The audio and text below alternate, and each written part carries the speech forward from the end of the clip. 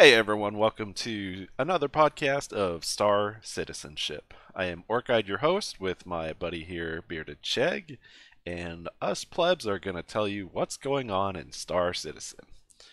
So we're going to start off with a little bit of the old-fashioned Star Citizen news, what's been going on there, and Nothing new happened in the last not two a weeks. single thing. Yep, no.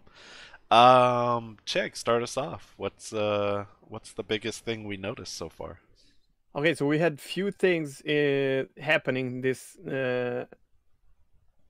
last 2 weeks since the last episode, and yeah, the biggest thing that happened was patch 3.8.1 hitting live, and then we got a nice little ship that Orca wants to talk about probably, which is Cutlass Red. We have to mention the red envelopes that are part of the Lunar New Year event, which are completely wrong in several ways, but they are there. And we had, obviously, a few days after the patch, we had a roadmap update with roadmap changes. And I will touch on that later on alongside the Squadron 42 and how that affects Star Citizen, in my opinion, or, probably not only my own. But yeah, with all that, I guess, I mean, oh, he's drinking from his beautiful origin. You want to show that up? Yeah, bro.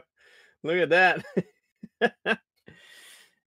All right. So yeah, the first thing is 3.8.51 is live. We were waiting for that. The PTU was not flawless, I would say. There was a lot of things happening there, especially new ship. Obviously, always a lot of hype, and during the PTU phase, it was I don't play PTU, but I watch a lot of content creators, and there was a lot of crashing. It was not very stable, and then we had like multiple mini patches, like with letters like 3.8.1 A, B, C, D. I don't even know. It went to God knows, but like the last one was a mini patch that made it more stable, and the patch hit the live. Uh, and to be honest, for the first 2 days, I had 130K, so it felt pretty stable. However, today I had three already. So there's that. Yeah. Yeah, I'm pretty sure it just went up to D, and then it seemed like that switched a lot faster than 3.8, where um, maybe it was just the way it felt because we were waiting very anxiously, waiting for that 381. But it kind of felt like they went straight from Wave 1, testing it out for I don't know how many days they had it, and then they were like, open to everyone. Okay, now it's live. It didn't really seem like the They open to everyone lasted very long on that one. So No, they pushed it. Um, and the next topic that we're going to talk about is the reason every other game that wants to touch on Lunar New Year already had it out, and I kind of expected it to happen. Because if you want to have Lunar New Year event in the game, you got to do it when it happens, right? You right, can't celebrate Christmas 20 days later, right? right, yeah. So So I kind of yeah, yeah, expected it, but yeah. yeah. So yeah, we'll go ahead and segue into the next one, which is the red envelopes that were introduced into 381. Similar to the gifts they were doing in December, members of the verse can go around, find these envelopes, pick them up. You can give them to someone to share the love. You can keep them for yourself and sell them at a commodity trader for 1,000 credits each, or something we'll touch on later. You can Hmm. duplicate it as an exploit, which I don't know how they're doing it. I don't really care how they're doing it, but they're doing it. And all right. So, Chegg brought up a good point about the design of these envelopes. Yeah, yeah. It's very fancy looking. I like the look of They're it. beautiful. Yeah, I agree. Yeah, they did really good job on it, but it's got a horse on it. And this is the year of the what? The mouse? Mouth. Yeah. Yeah. So I So don't. it's completely wrong. It's a wrong design, and in my opinion, it's almost kind of rude towards the. I mean, you know what I mean? Like it's. So we had a funny thing though. So one of my friends in the chat on Twitch did a little bit of a research and figured out. Don't I'm not like 100% sure about the years, but I think she figured out the last year of the horse in Lunar was 2014. And then the next one, which is important, is 2026. So we did a little bit of math here, and you hear it here first. You've heard it here first, right? The Star Season release will be 2026, and they already have Lunar New Year props ready. Yes, I'm sure that's That's what exactly what it means too. yeah, Or we someone know. Googled it wrong. Thought it was the year of the horse. Well, yeah, the first thing that crossed my mind was like maybe they have them from some of the last years, because I Yeah. don't really keep track of Lunar New Year's, but no, it's way back. That's way back, so I don't think so. I mean, it's Yeah, possible. It's possible it was left over from, well, 6 years ago? Maybe yeah. not. So the biggest news was definitely Cutlass Red, but we're gonna leave that for the end. But before that, if you don't mind, I would hop over to what was a surprise to many, but not surprise to many as well, and that's the roadmap changes. As new citizens, we look at the roadmap as everything. Like we don't have an experience to figure out like what was happening before. We do a little bit of research. We know that some things will come and go, and you can't really get everything you see on the roadmap. However, and we were warned, both of us, that the roadmap changes will be drastic, and don't believe in roadmap. But then, if you think about it, what else do you believe in? Especially if you don't have any experience. And some things, to be honest, I was very disappointed with the roadmap. So the changes happened. It's the start of a new year, and this year started with 3.8, and will segue into 3.9, and then 4.0 and 4.1. So the next one that we're waiting is 3.9. So the first things that happened, Cutlass Red rework happened 100%. It's in the game already. Thumbs up, great new experience in game, which we'll talk about obviously. But yeah, so then the next thing that's important that should be happening during this patch 3.8.x is Anvil Karak, which is a ship everyone's excited about. After the changes on the roadmap, I don't like it. Should happen by the end of this month, I think. Definitely before 3.9.0, which is Q1 2020. Do you think it's gonna happen or not? I don't think so. I honestly Yeah. think they're cutting it very close because we're almost at the end of this month. So Yeah, I I don't know what to think I anymore. I was sure it's gonna happen because there's so much hype around it, but yeah. I don't know anymore. I think they might Um, be able to get it in before the end of this quarter, which what is it, January, February, March, by the end of March, but definitely not by the end of this month. I mean, we haven't seen anything Actually, it on should it be really. March. It Oh, should be. okay. It says 3.8 March, so which is just the end of 3.8 before 3.9 starts. I mean, unless they have a lot of people focusing on it, there hasn't been much about it lately. I haven't It heard is it much is a about it, so 76% completion. If these numbers are also to yeah, be trusted, which I don't know. yeah.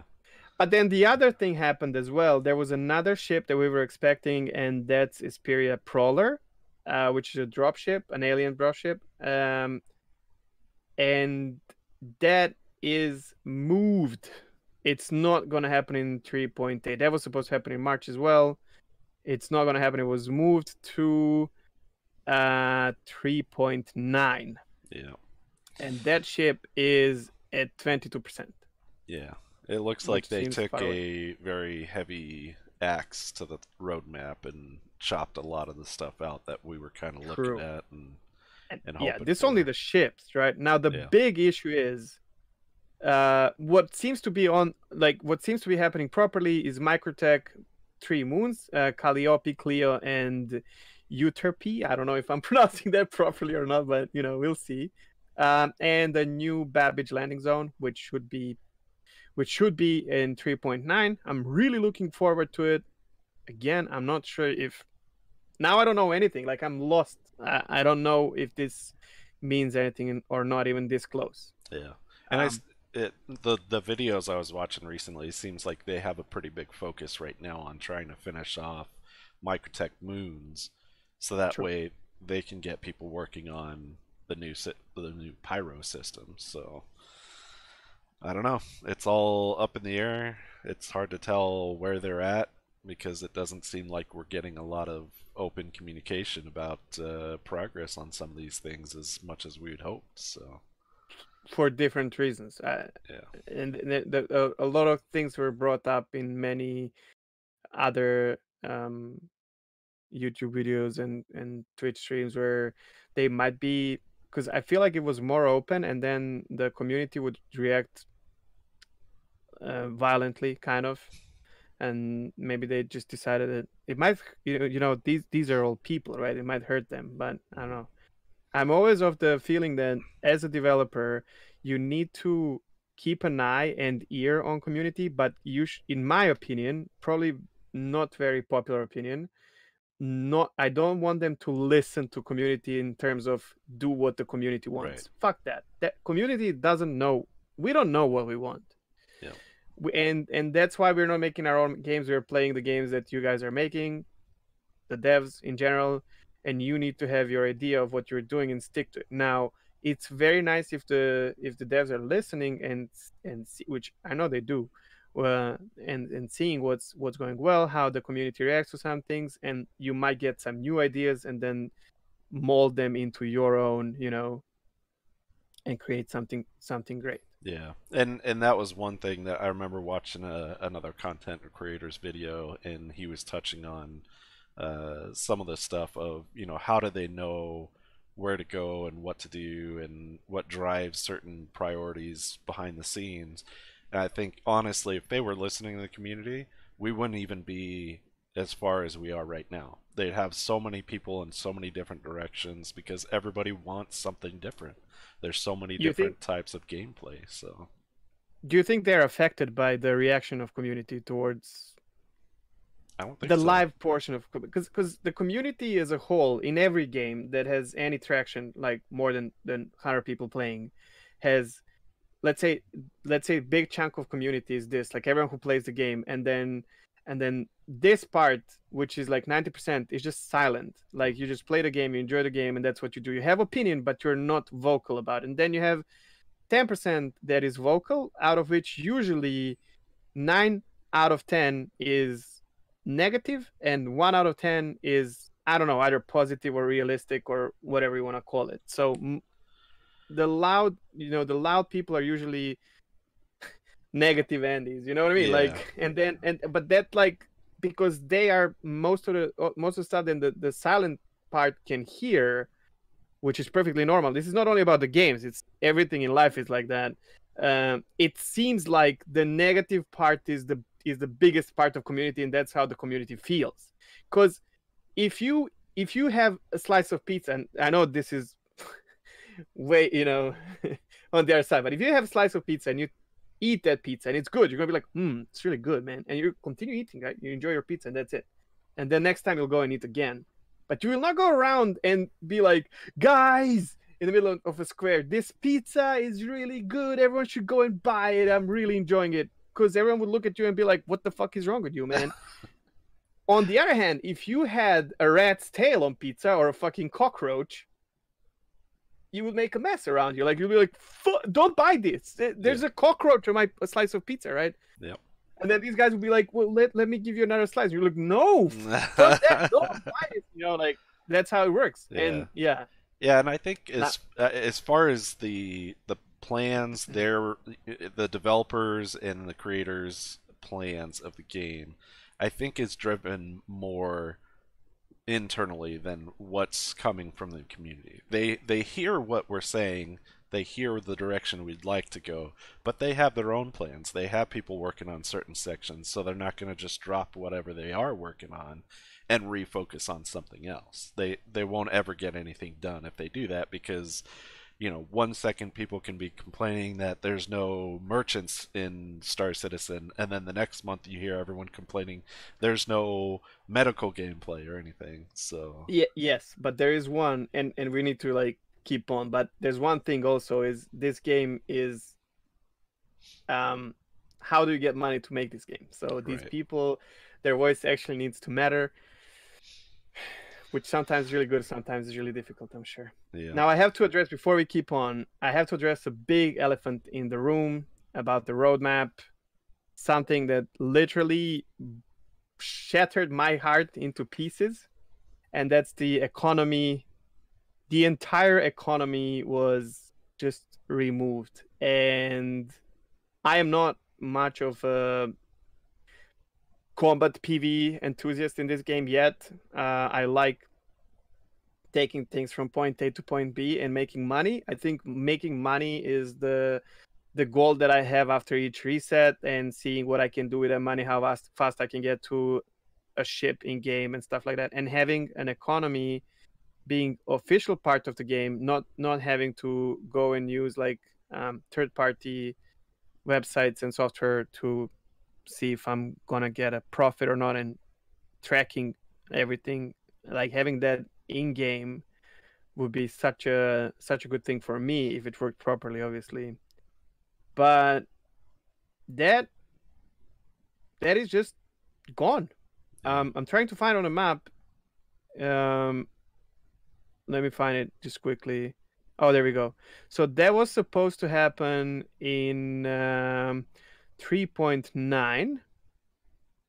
And okay, so commodity transfer timers, accounting app, economy display terminals temporarily removed. Now, this might mean that we can still have it in like 4.0 or 4.1, 4.2, but we don't know. Yeah. For all I see is like it's just gone. Yeah. Um, And from what we've heard, that's happened in the past. They've removed things completely from the roadmap and give no indication when it's coming back, which that's kind of scary because I think economy is probably one of the biggest things that's going to be part of the gameplay for Star Citizen. for sure. So that For a lot of it's people. really surprising that got pulled off. I think that was the biggest shock of all with the roadmap changes. So, Definitely. And I've heard people being like, that's it, I don't want to play anymore because of this. yeah, For me, it's not like that. I mean, I wouldn't go to that. I mean, I would assume, first of all, we still did not get like complete roadmap update. The things were only removed. I think we will get more updates in the next few weeks. This is the first time, like the end of the year, start of the year, is usually, from what I've heard from other people, is when it gets crazy. Like you lose a lot of stuff, you get a lot of stuff, and yeah. Um, but when we get like we still don't have 4.1, we still don't have 4.2, and these are things that should happen throughout this year. So right, I would say they're behind the schedule with setting up the roadmap, which in general, I'm not a huge fan of roadmaps, but I mean, we are the ones who are funding this project, and we don't see what's coming. And for as long as like they keep, you know, being late in things like this, like normal, it's okay. But I really hope we're gonna get more. I like the roadmap, man. And as a new citizen, and I want to brainstorm this with you quickly. I figured out that's one of the things that I really enjoy is like every week you have this expectation of something, and then you get Cutlass Red, and you're like, oh, okay. And then the next week you get no economy, and you're like, ah. And then next, and then you go low, and then when the time comes, you're like, okay, maybe this week something new will happen. And I think this adds to the excitement of playing this game. I think it's part of playing the game. yeah, yeah. I mean, there is it's ebbs and flows. You get excited because you see something there, you know it's coming, it's right on the horizon, it gets into the public test, so you know it's coming real soon, and then it's released, and you're like, yes, we have new content, we have something new to try out, something new to explore. But then you see other things that get removed or get pushed back, and that just kind of dampens the feel that you just had for getting that new feature. So I think that's a good time to Strange. segue into our next Yeah. subject, which is the Cutlass Red, which gives us a new type of gameplay, which is medical gameplay. I'm going to touch more on the Cutlass Red later on in the show, but uh, this is exciting because we do have the foundations and the implementation of a new gameplay, which is medical. So far, right now, the only two options that you can really do with the Cutlass Red is create a spawn point for yourself and your teammates and be able to heal yourself in the med bed if you make it in time. Um, Yeah. Me and Chegg tried this out a little bit. It's very handy.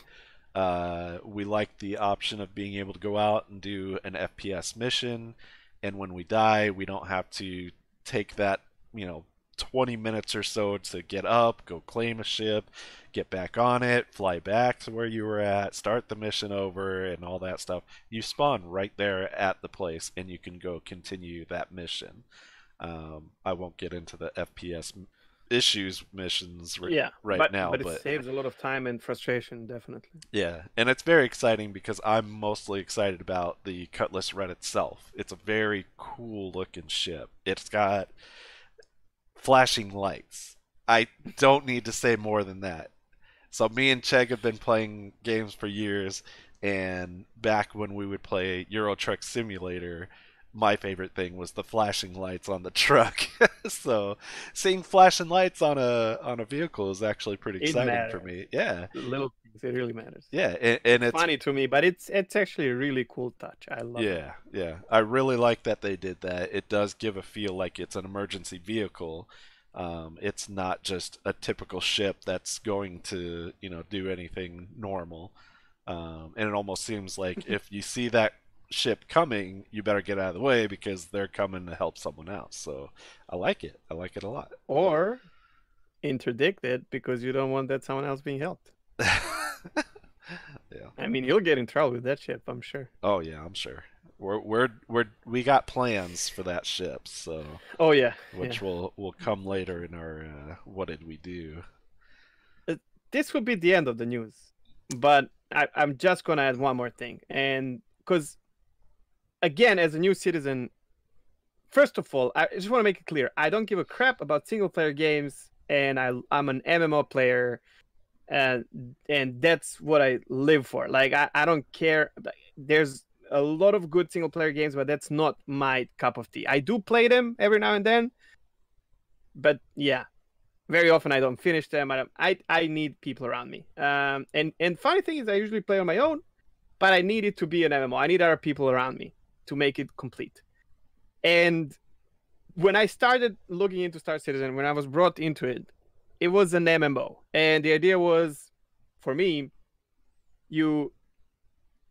if you can, you pay some money, you fund the project um, to help out this big MMO never seen before with elements of sandbox and space being developed, and you need to have a lot of patience, right?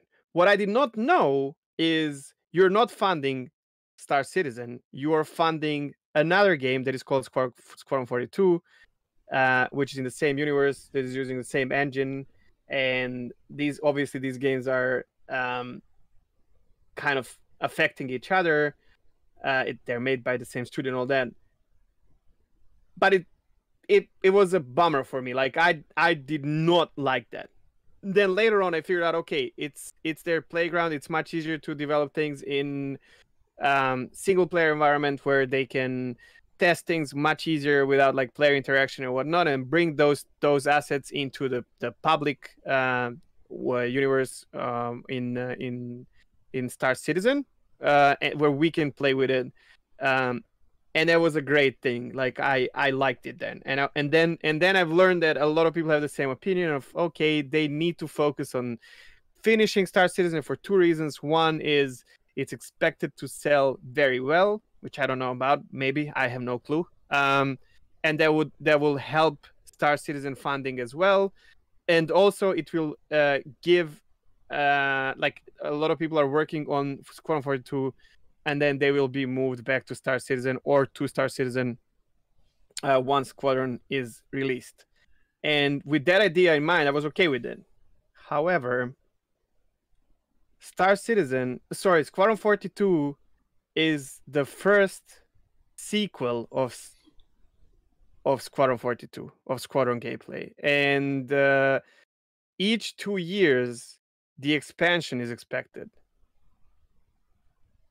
And I just found out that not long ago, and I just figured out like there's no ending to this. I don't feel now. This was crushing to me because okay, make a game, finish it, and then get back to what people are. I'm sure 90. I might be wrong, but I think 90% of people are backing Star Citizen, not Squadron 42, and then Squadron 42 is there for the studio to make money because they need money. Obviously, I want them to make money for sure to get back and complete what we are funding for. And when I say we, I even feel like a little bit guilty because there are people who have been funding this project for years. No matter how much money you invested into it, you might be you might be a backer for 7 years, and then figuring out that there's expansion after expansion for a single player game. I Yeah. I don't feel good about this, man. I don't. What's your? We never talked about this, Yeah, so and I just brought it up. I feel the same exact way you do. Is I came into this with the understanding that pledges would be used for Star Citizen. And when I started learning about Squadron 42, I thought, "Oh, that's cool. They're developing another game at the same time." But didn't realize part of those pledges are being used to fund Squadron 42. That's not what I signed up for. I wanted an MMO game that was space driven and loved the idea of what Star Citizen would be, but it kind of makes me wonder, are they focusing too much on Squadron 42 and pulling away so many people from developing Star Citizen that Are these people even that's why coming it's back to Star taking so Citizen? long? Yeah, and that is a very big concern. That are you going to have a dedicated development team working solely on Squadron 42, and then that's its own entity, and then we get to refocus back on Star Citizen, or is it still going to be a split between next release for Squadron 42 while you work on Star Citizen? That's Or you just release these people? Like I don't even know. yeah, You know that was my concern before because if I think about it, you have a project, you're making a game, you're done with it, and now all of a sudden, all of these people working on Squadron 42 will come and work for development of Star Citizen, or are you going to cut the expenses and actually? Well, I mean, why would you bring? yeah. It could be one or the other. And now I know that there's expansions already in the pipeline for. Well, and I think one of the things that's kind of unknown is how well Squadron 42 is going to turn out. We get that it's going to be a single player game, but is it going to be well known enough, or is it going to be good enough Yeah, that enough people are going to buy it and it was worth the time of putting in that effort? I What if think it these are different things. flops, Like Anthem made a lot of money, Yeah. and it was a crap game when it came out. No Man's Sky made a lot of money. It was crap game. Now it's good. Um, but there's enough hype around uh, Robert and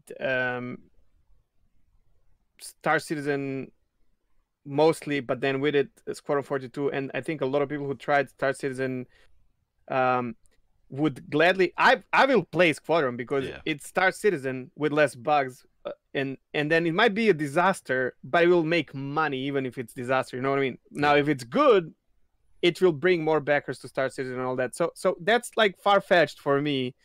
I think it will like finishing Squadron, in my opinion, will be a good thing for Star Citizen in any case.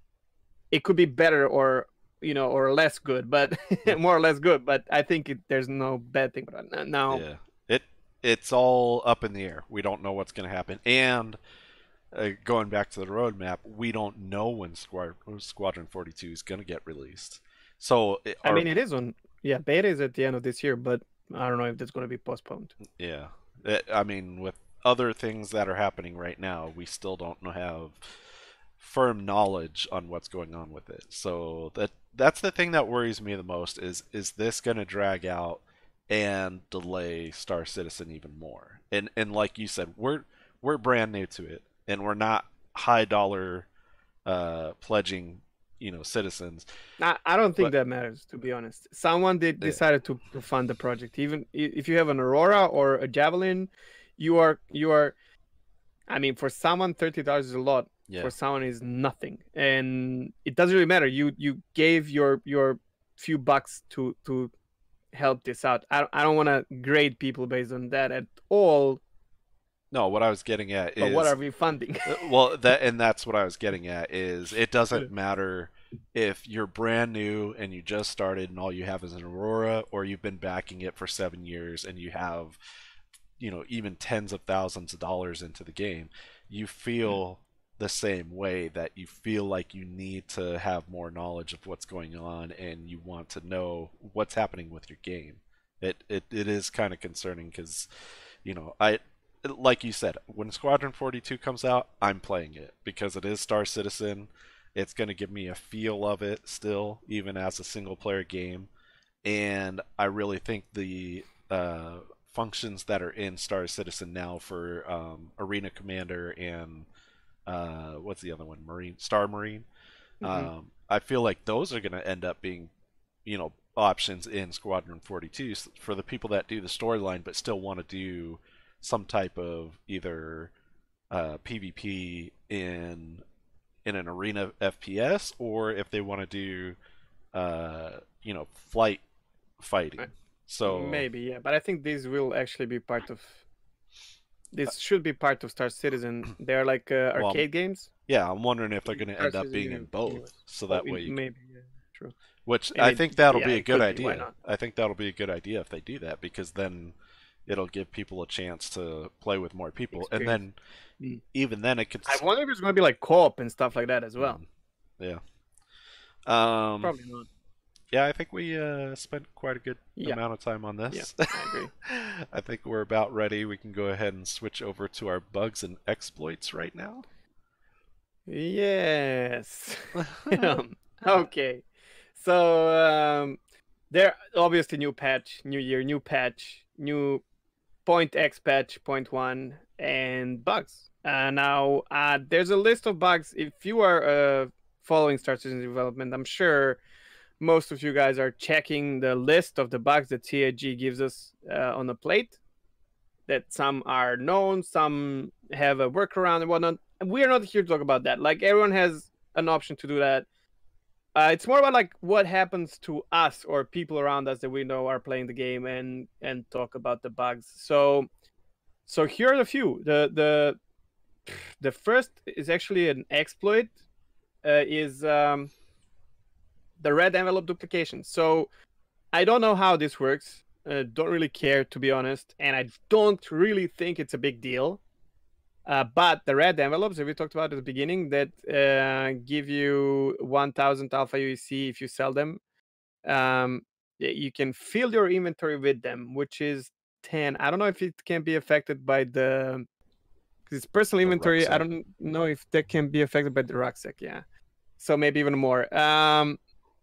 So the thing is, the moment the game started, the new event started, there was an exploit already, and yeah, it's 1,000, so you can get 10,000 per exploit. I don't see how this can skyrocket to a point where they would reset because of that. I don't know, because that's a major concern. And to be honest, my opinion is, if people are going to exploit for money during alpha, and so what? I mean, it does not really affect me. It does affect me in a tiny, tiny bit because we're going to have like 10 reclaimers in Port Olisar ramming the pads because they can just buy it because there's like infinite amount of money. But truth be told, they will just change that from like, 10 from 12 to 10 days maybe, where someone will already have enough money to buy because they have caterpillars and whatnot. So yeah, that one does not bother me, but there's another thing, and this is super important. It happened to me already. It was in the Avenger Titan. I logged out in my bed above Eta, which is one of the moons, and tomorrow I logged in. Well, I couldn't log in, and I know because we have this 30,009 bug already in the game, which is why we have free freelancers to work around that. But the problem is, what I didn't know, when you get 30K bug, you actually have a message with this an error 30,000, and you press OK and you relog, so you know exactly what it is.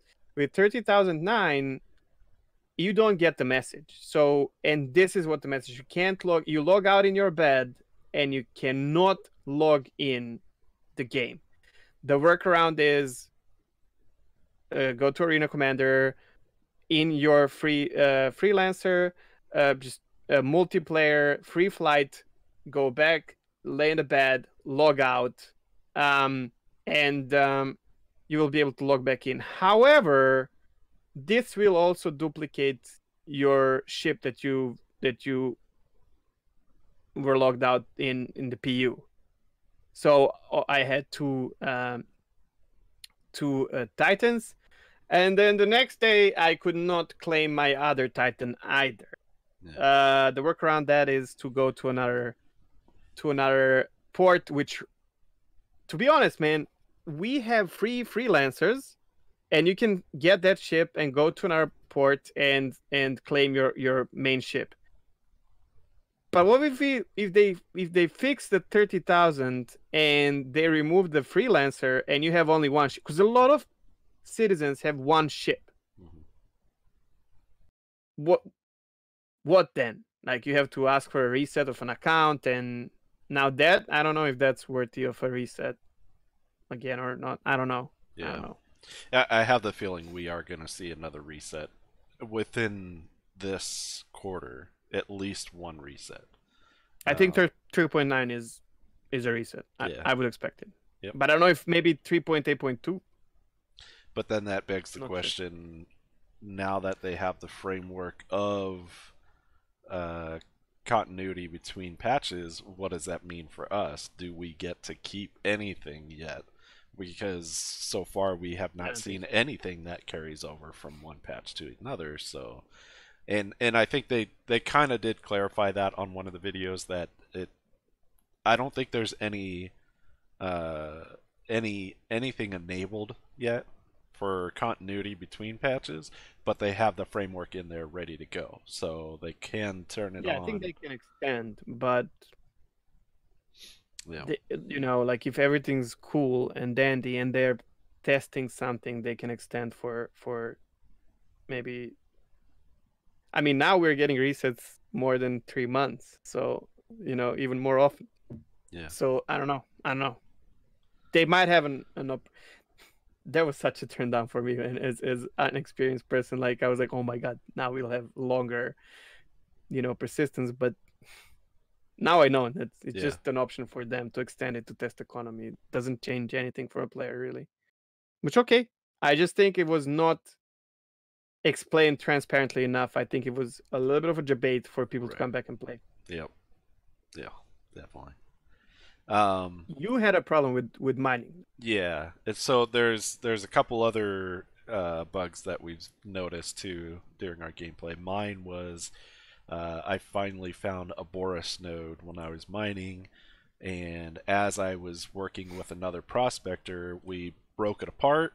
I started mining one of the broken down pieces, and then the whole node just disappeared, which that apparently is a known bug right now because other people are starting to experience the same thing and they're starting to report that issue. So it's unfortunate, especially when you find something like that, because you want to be able to take back as much as you can and make as much money as you can, but when those things just despawn like that, it gets kind of frustrating because you spent so much time trying to do something and then it just disappears. So the other issue that we've been running into, which I don't know if there's any plans to improve this yet, but we've had a lot of issues with cross-region gameplay.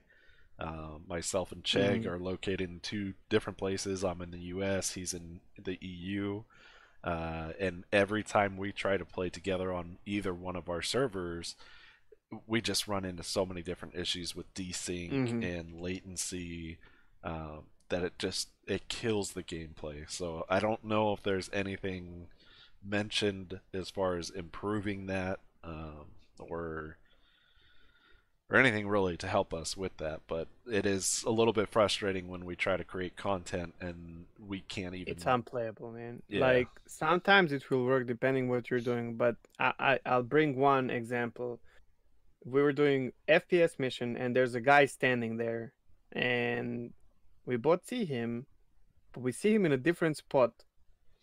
Um and if I shoot this guy, I get the shot, and if Orchid shoots him, nothing happens. right. Because the NPC is not where Orchid sees him. Because probably he's on my server. And um everything is desynced and very, very bad if you are playing from different regions. And I'm sorry, I will say this, but this is how I feel about it. I would rather not have an option that will not have an option at all than the option that will frustrate me every time and not allow me to accomplish almost anything. Right. It's great that everyone can play with everyone, but it's a lie.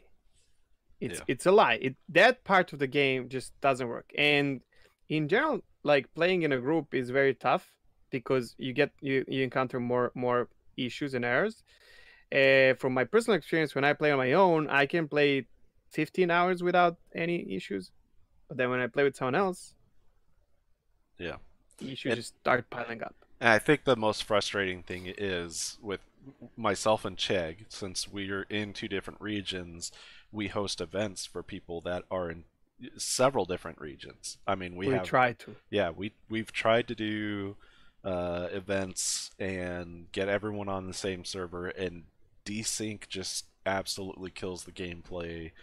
The latency across them, and then experiencing all sorts of 30Ks or whatever other issues we run into. It makes the gameplay very hard to enjoy when you have that many problems. So I really hope they're working on something to improve that. Or just be transparent. Like we don't want to work on it now. We just need better servers, let's say. Yeah. But we don't need that before the game is released, so that I know what's happening, because this is crazy.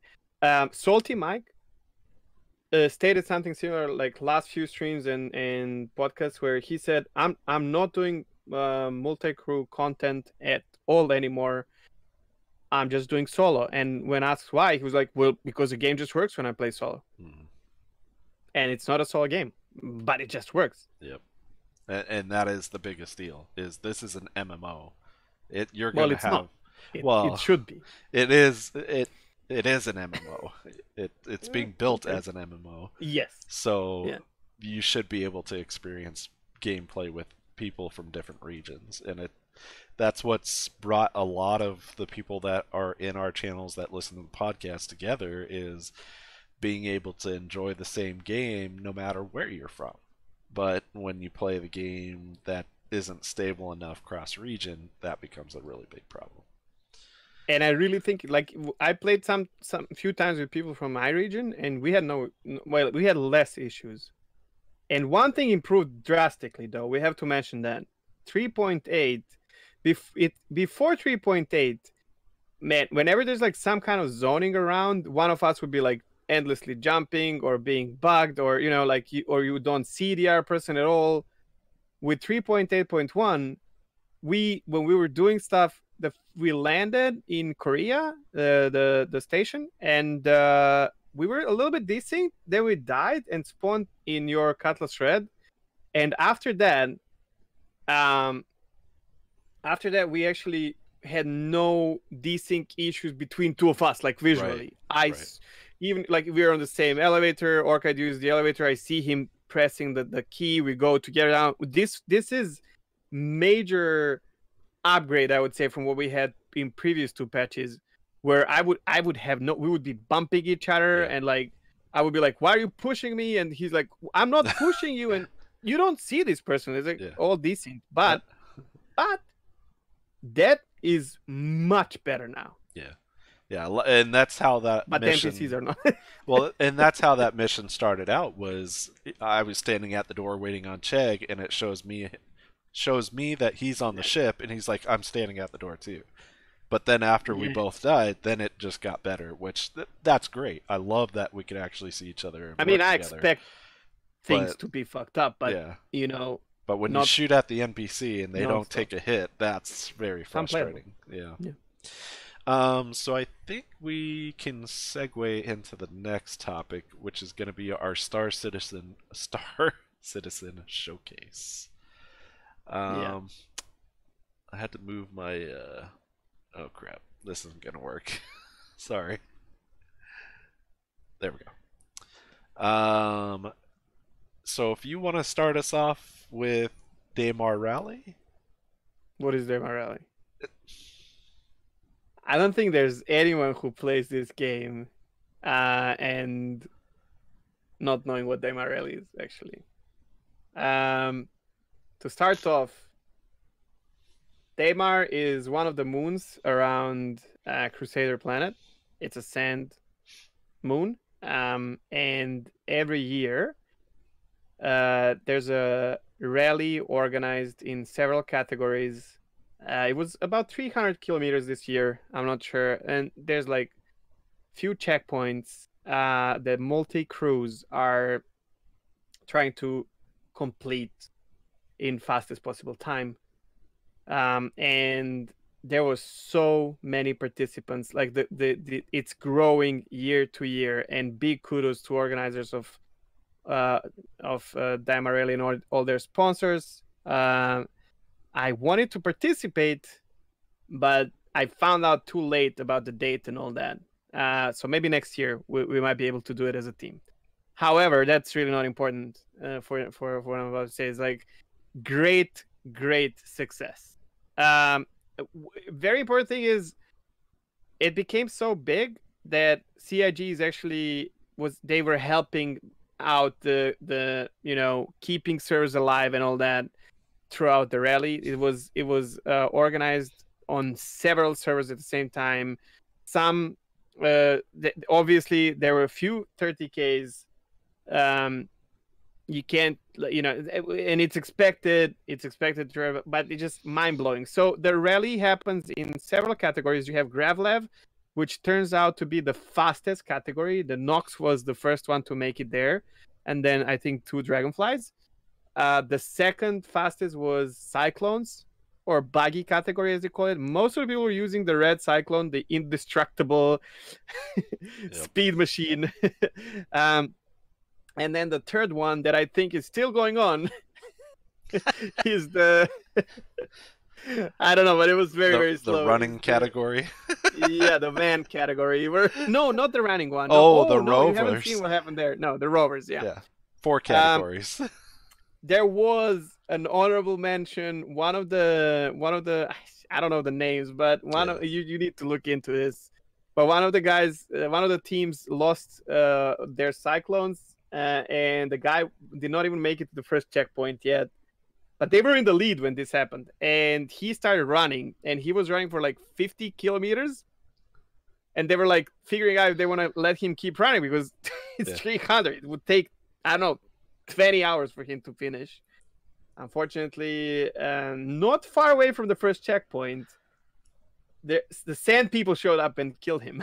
He tried like running away and all that, but they have organized security and everything, but it's more like an aerial stuff, and they couldn't protect this guy on the ground. He just died. He would also, I don't think he would have had enough oxypants because you lose oxygen as you're running, and you need to like keep, adding oxygen to your suit, to your mask, helmet. But he wouldn't make it. Like maybe he could have, I don't know, maybe he could get some more on in the first checkpoint or something, but it did not happen.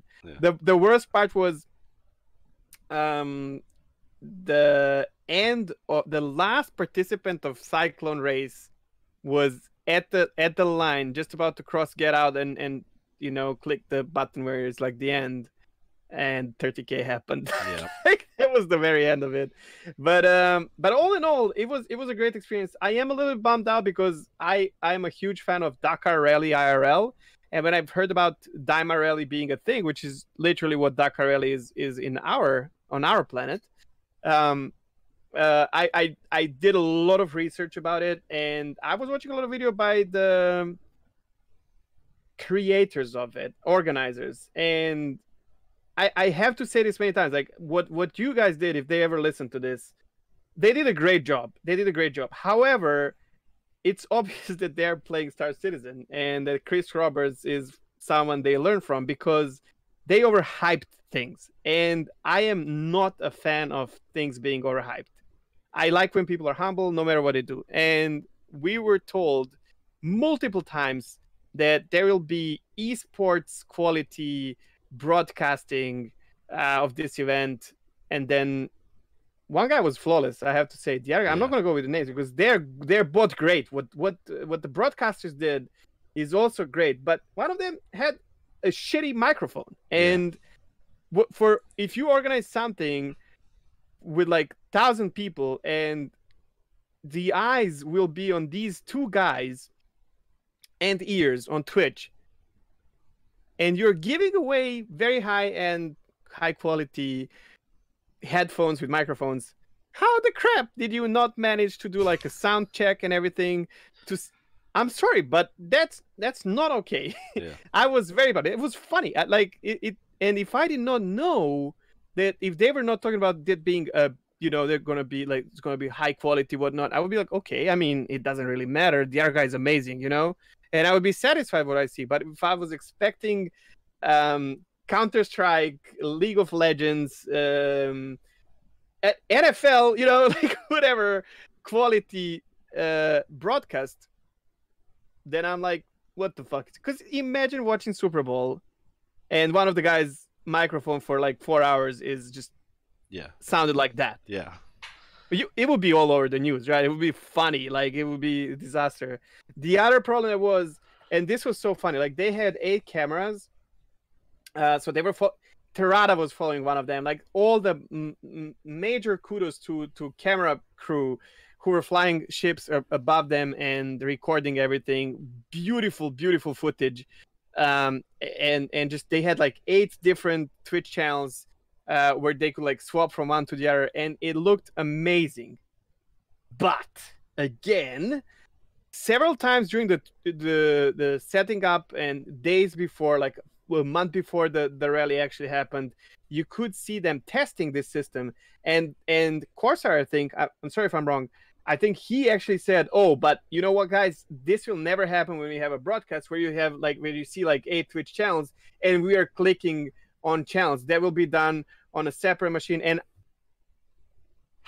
I used to work on television, and I know a thing or two about production. I know how it works. I know how easily it's accomplished. If you tell people 20 times that will not happen, and then the entire broadcast that keeps happening over and over again, why if you did not say anything, that would be perfectly fine and great. But now that you said to so many people that that's not going to happen and it keeps happening, you failed. And why would you put yourself in a position where you might fail? There's no need for that. Daima Rally is massive already and growing, and everything's so good. You don't have to hype it up even more. Like, there's no need for that. Keep it on the ground and then blow everyone's mind. But because the same production could be, everyone could be talking about, wow, 8 cameras, coverage, everything. But now everyone's talking about, well, not everyone, but I am, for example, like, okay, yeah, but they said it's going to be even better than that, and it wasn't. So, yeah, I don't know. Yeah, go for I it. guess I don't have any previous years experience watching that, so I don't know how to compare it to the other years. And as far as the hype up, I didn't even know about the Daymar rally unless you told me about it, which that's how I found out about it, and that's one of the things that we ended up You did setting find up. out. Yeah, that's one of the things we ended up setting up was our community came online. We were sitting there watching the Daymar rally together and Sure. enjoying it, and it was a lot of fun. I think the biggest highlight was the camera work. That was amazing how Mm. well they could keep track of those vehicles, even with the periods of time where cars would just sink into the planet and then all Oh of a sudden yeah, pop up somewhere else, and they were still able to keep on top of that. I think overall it was very entertaining. great. It was Yeah, very, yeah, it was a fun I experience love to it. watch that. I really hope next year we get to participate in it, whether we're racing or we had an idea of using the Sen for the camera work, if that's possible, and We even have to practice some of that. yeah, yeah. But I think next year I definitely want to be involved with that because it was very fun experience and I'd like to be able to participate in that experience. It seems like it'd be so much fun to be in. So, but I think I'm like 99% sure the very first winner was on a dragonfly, not a Nox. You think it was a dragonfly? Yeah, I'm pretty sure it was because I was actually surprised that the dragonfly made it before the Nox did Maybe, because maybe. I'm pretty sure the Nox is faster, but there's so many I issues don't like think we it is. saw. Well, we saw it during the race. People that were flying the Nox were experiencing the problems that come with a Nox, which is it Yeah, just falls on its side sometimes. It'll, you it's know, not very stable. yeah, it's But not. it's beautiful though. I Yeah, love Nox.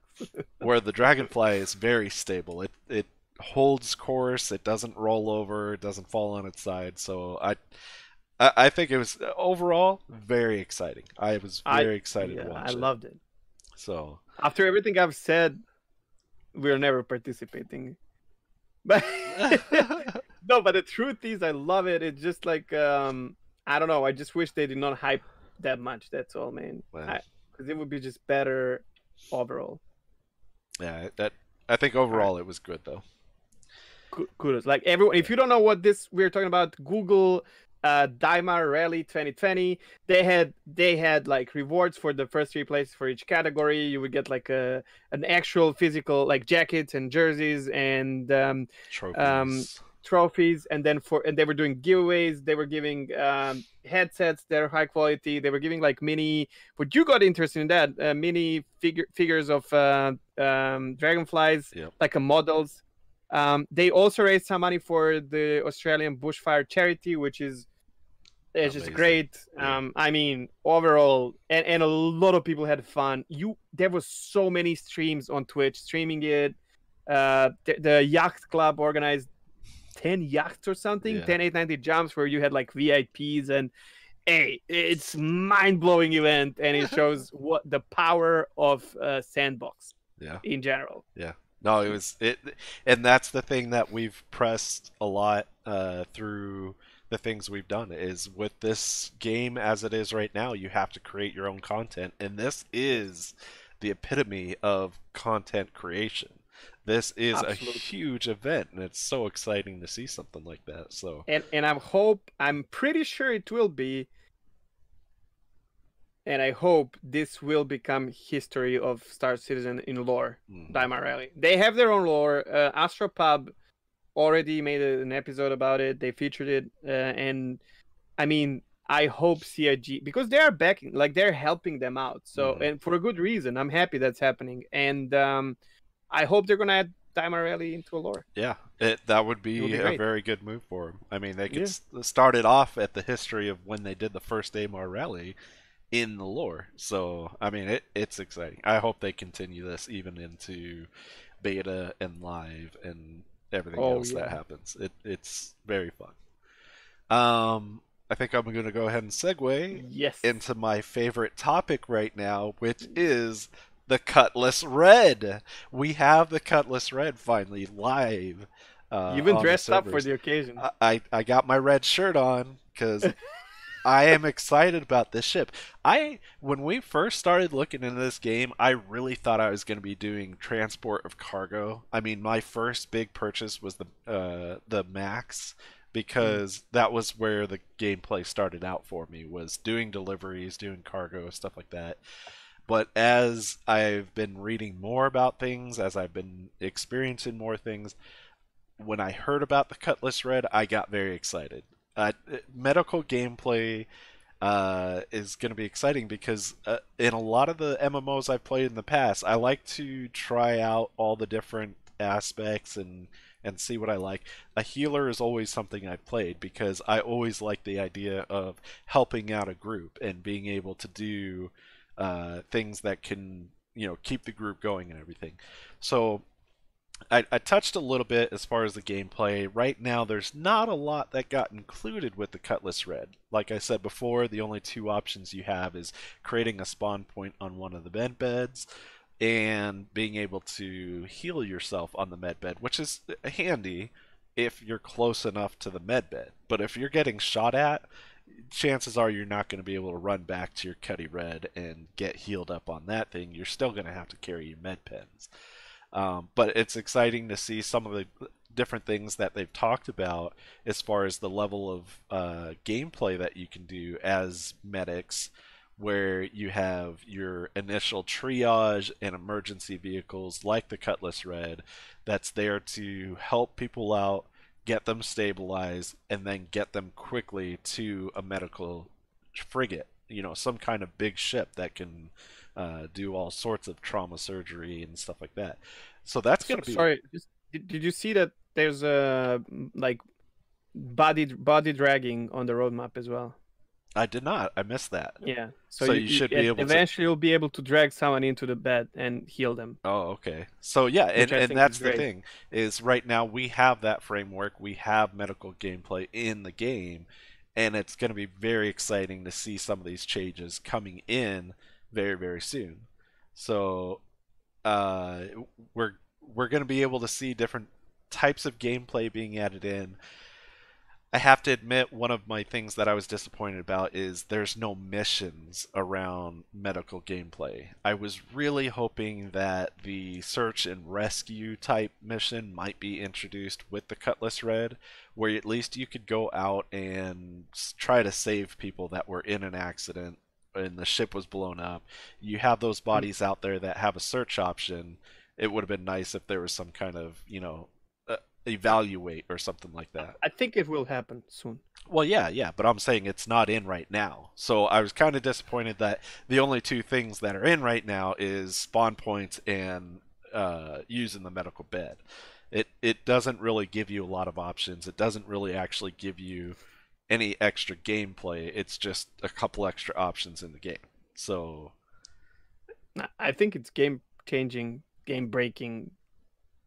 you think It's gonna being be able to heal yourself in a bed and respawn? Well, I mean, and we've already yes, experienced the respawning in the ship, so it's so yes, good. it does add something else. But I was hoping for more. That's what I'm getting at. Is I was hoping more would But be wait, like introduced. you were okay, but I was no. I'm actually surprised that you can even heal, and it works. It's fancy, Yeah, but that's zero stage, right? And now that they have it, now they can add like Lego, right? Like they can just add more and more and more to it. yeah. I'm Well, surprised that there's two things. I was expecting just respawn. And sorry, okay. yeah, keep going. Yeah. No, you're good. But let me focus more on the more important thing, which is the Cutlass Red. The absolutely sexy Cutlass Red. You look at that thing. Don't mind Chegg right now because he doesn't like Drake. He doesn't like How the can Drake be Cutlass. sexy? That is a sexy ship. The perfectly red paint on that ship just looks absolutely remarkable. Like I said before, the multiple flashing lights. I was sitting in the ship for a good 15 minutes with the lights on, just panning around the entire ship, looking at all the different lights that are on there and everything. And it's awesome. I love that the rework of the ship added a toilet shower combo in there. At least we have that. Who cares if there's no Of door? course. It's a very tight knit group. They're okay with being able to go in to the restroom and be watched at the same time. Hmm. I know that door is coming. We're not worried about that right now. And then the addition of this new searching strobe light, I'm a little disappointed in. Oh, a lot disappointed. I Big from time. what we saw in people in the public test or in the test universe, I it looked like this spotlight was going to shine a lot of light. It was going to be able to search large areas and be able to assist. Me and Chegg played it for like 2 minutes, and we found that spotlight gets drowned out by just the regular headlights of the Cutlass. Not I, only that, like on the sides, the lights that your ship is emitting, it's ridiculously yeah, low. yeah. It's not a spotlight. It's I don't know what it is. It's a flashlight essentially. It has the power of a Yeah, flashlight. I really feel that that needs to be amped up. That needs to I'm be sure it will. yeah, it needs to be an actual spotlight. And Great idea, though. yeah, and it is fun to play around with because then at Mm. least the pass or the second person in the ship can search around, look around, and say, "Hey, there's something over here," and it is somewhat noticeable to the point where I can see where he's pointing the light.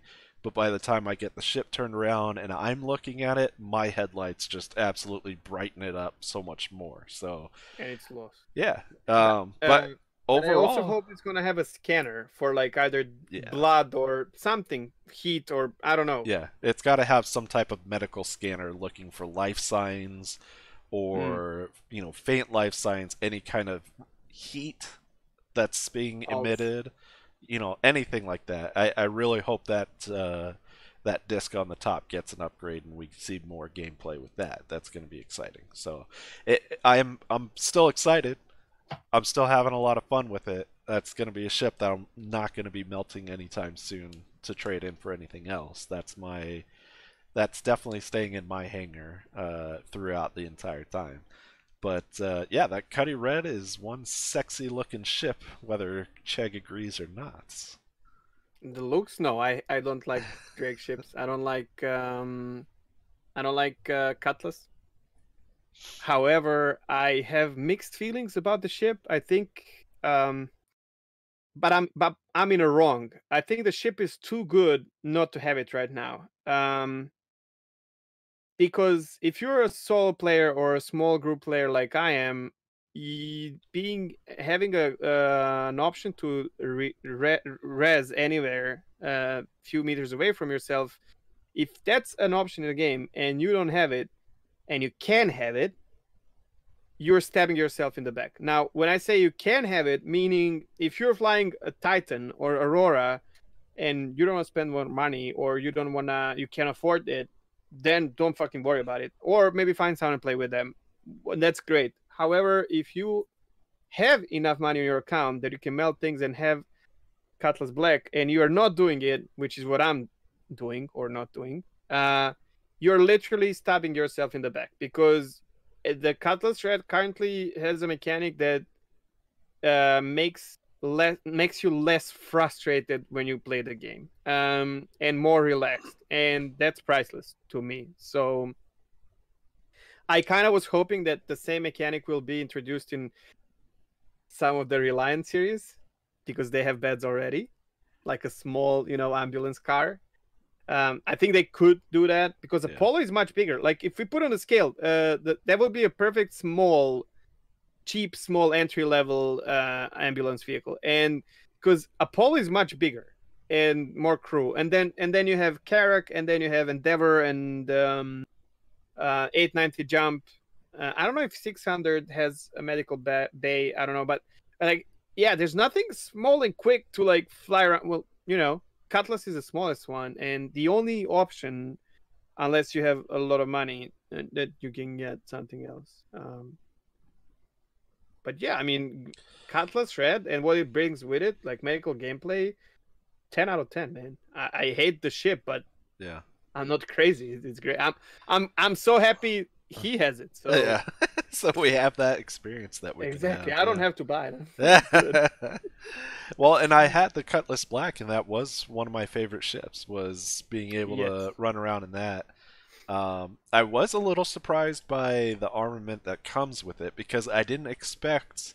very strong guns on the Cutlass Red since it's more of a medical support ship. But I mean, it's not bad. They got size threes on there with gimbal mounts and size two weapons.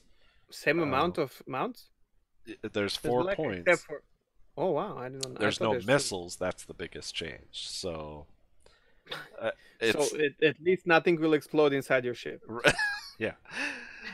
So no, and it's very interesting the way they built this out. You can tell the way they built this ship. They really took their time to think about it because um, you go from the back end of a Cutlass Black and open up that ramp. It's a big open area.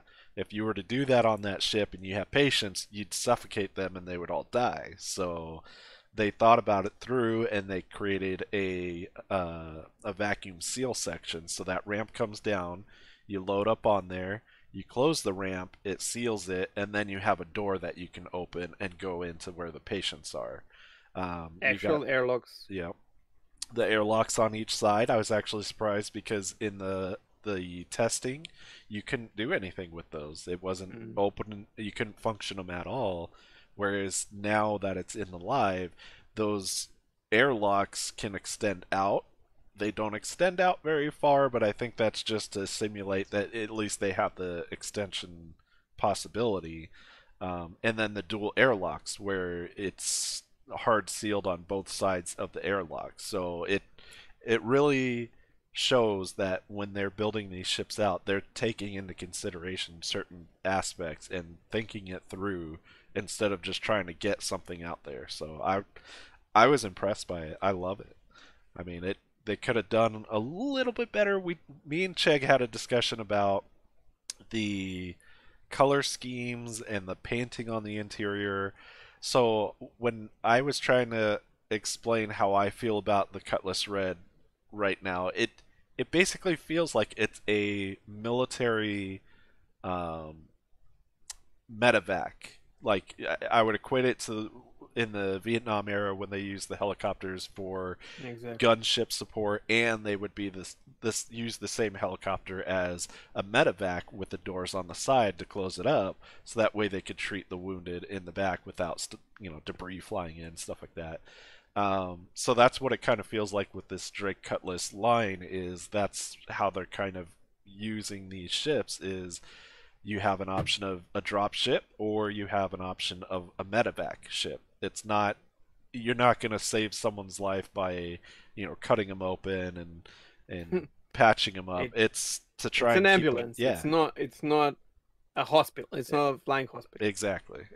And that's going to be the interesting thing later on is when more medical gameplay comes into the game, how those levels of ships, because they've already talked about possibly doing like three tiers of medical gameplay, Mhm. and how that will translate. How are you going to be able to keep them alive, transporting them to one of the bigger ships to Yeah, ensure patch they it up, make it? Yeah. bring it to Endeavor. Yep. Like So bring it to Mama. it'll be interesting. I'm really excited about it. I really love the Cutlass Red. I think they did a really good job with it. And I'm excited to see more of that gameplay coming in. Hopefully, some missions coming soon. I haven't heard That would be a I haven't heard much, but I also didn't get a chance to look at the roadmap yet. But if they have the dragging option, mm, hopefully there's an option to be able to use a med pen on a target instead of just on yourself. So that way a with a medic crossbow. can what's that? With a crossbow. Crossbow. Shoot the That's med a pen really at good. them. Yeah. Yeah. Uh, Well, yeah. Everyone's talking about that. I think that will be the like. yeah. Why would you not be able to like use your med pen on someone else? Like, Exactly, and that's what I feel like is probably going to be the most logical next step is being able to use a med pen on someone else. So, someone that's a medic and maybe there's a different piece of armor tech that you could wear that has more med more med pens, for pens. example. Yeah, exactly. Because now you're limited to two. And Yeah. what if you could not equip anything but the gun, like as in like handgun, Hmm. and seven med pens, for example, instead of like two fucking rocket launcher and railgun. You Yeah. know what I mean? Right. Like, or I can carry two rocket launchers, but that I big can only have two med pens. in that big rucksack, I'm just going to carry a stack of med pens in Yeah, there, med pens. like Yeah, 60 med that would be pens. really cool.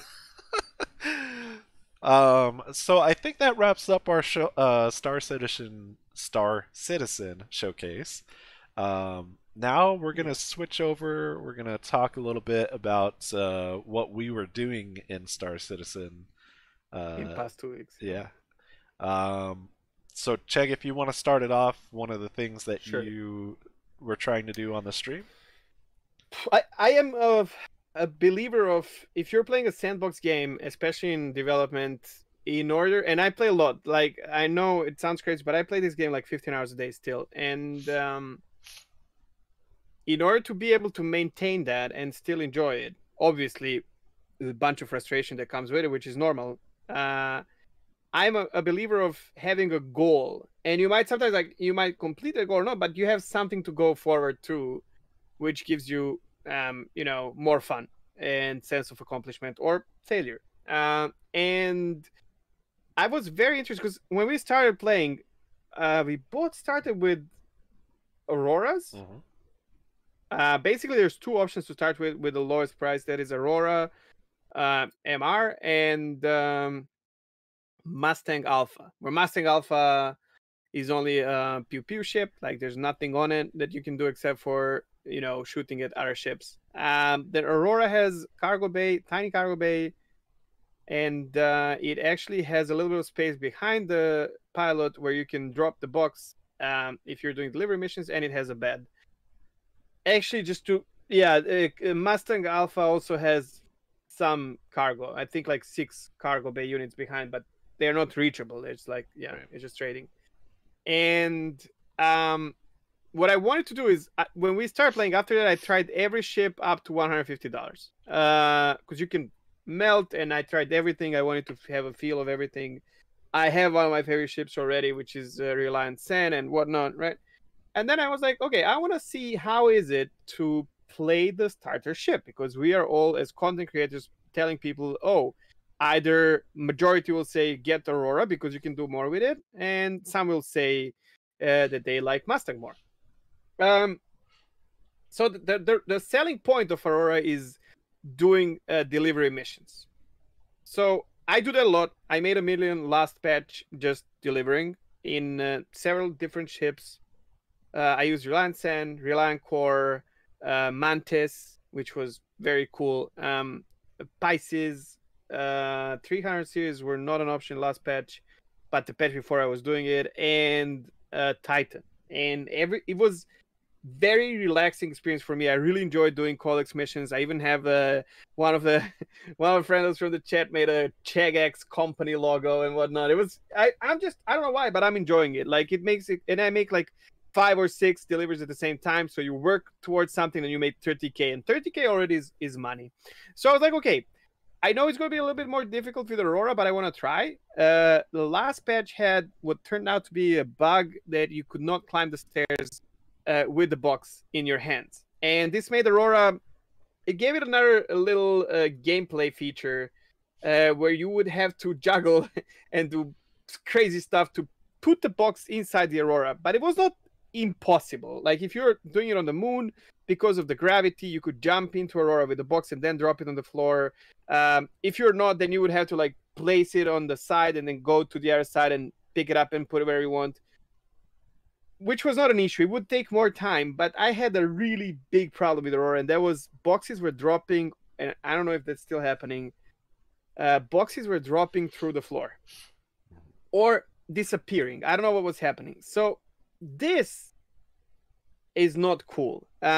If you're doing 1 or 2 missions, let's say you do 2 FTL missions, which are 9,000 alpha dollars each, and one of them drops through the floor, and you did that long ass jump from Porto Lizard to Ita, for example. It took 20 hours, and you came there, and your box is not there anymore. Then you feel like shit. Like, there's no other way of explaining it. And this is an unexpected thing. Like, we play alpha games, and we should expect bugs. However, this is a inconsistently consistent bug that breaks your heart on a small scale. And unfortunately, I wanted to make 1 million. That was my mission with Aurora. I made 250,000. So you can make a million. I made 250,000 in few days. I think it was like 4 or 5 days. It's doable, but it made me, for the first time ever, it made me want to stop playing the game. It made me want to go and play something else. It was very discouraging. And I thought maybe I've just had enough of delivering boxes. So tomorrow I got an Avenger Titan, and I made like 100,000 with Avenger Titan, and I had a big smile on my face, and I was happy that it's not the game mechanic and that it's not me being bored. It's just that ship. That ship is actually, I like flying it, but that ship is it's not so it. I don't know how to put this into words. It's just not enjoyable. Maybe it's me, but I don't think so. And the sad thing is, this is the starter ship. Like, this is the ship that I think probably at least 60, probably more % of people start with, the little Aurora. It's not fun.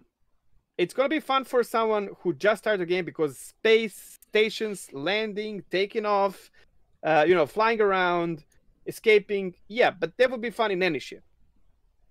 When you start making money in Aurora, and I've heard content creators being like, it doesn't matter. It's the same if you make money in Aurora or Titan or whatever. It's just not. It's not. I wish it was. I really wanted that to be a thing. It's not. And the bad part of it is that's your starting experience. And a lot of people make their decisions on, how they like the game based on Aurora. Right. And Aurora is just not good enough. It also it has a stupid bug with like visual glitch where your MFDs, which are she has beautiful 4 MFDs on like in straight line with the controls in the middle, but then you can see that if you look at the MFD, it's clipping. There's another MFD out there, and you can see that happening all the time. That was so frustrating for me. Yeah, that's it. I don't know. Aurora, not good. Well, and it's crazy too because we had this discussion about how the Aurora felt like it was more polished, but the more you play in it, it feels like that ship should be a lot better than it is because that is the one that most people are going to go to because they want to be able to not only fight, which it has some guns on it, but not very powerful, and it has the versatility of being able to hold cargo, hold boxes, and have a bed. You would think that would be the best ship in the entire fleet because that's the one that most people are going to experience first. You don't want to start them off with a lot of bugs, a lot of issues. Yeah. So all the selling points, the delivery missions, you lose boxes, not good.